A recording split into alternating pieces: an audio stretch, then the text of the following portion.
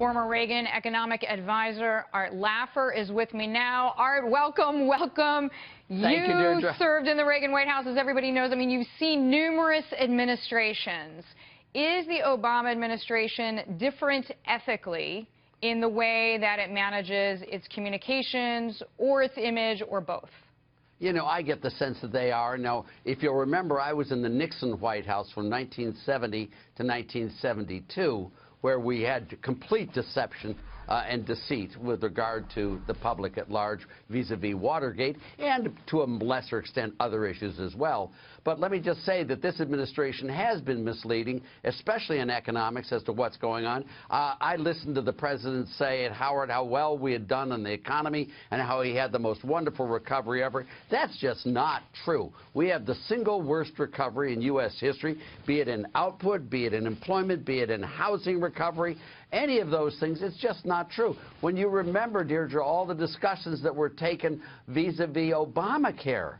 I mean, you know, that we were going to have lower costs, better coverage, better health, all of that. None of that's true. The costs are rising. The coverage is diminishing. Insurers are dropping the plan, and states are hugely burdened by Obamacare. None of that was told to us, and yet any good economist worth his salt or worth her salt would know very well that Obamacare was just not good. That's why I love having you, and I love talking about these employment numbers. I mean, we finally got a little bit more of an indication on what's really going on Friday.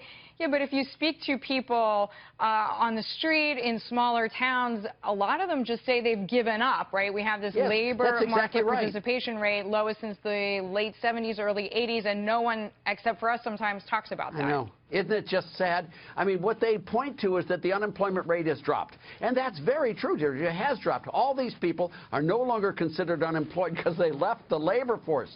It's not because they found a job. We are losing 11, 12, 13 million people per year if we'd had the employment adult population we had under Bill Clinton. It's not a Republican-Democrat thing. It's an Obama W thing where we have had a collapse, and no one's willing to realize it and mention it or try to correct it. And it's especially bad, Deirdre, if you look at the poor, the minorities, the disenfranchised.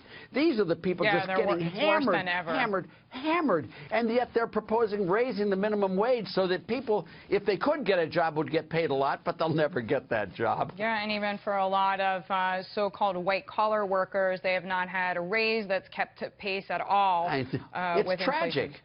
It's tragic. And then Iran sounds like it's the same thing. The email servers, it just keeps going and going and going. Art Laffer, thank you. Thank you.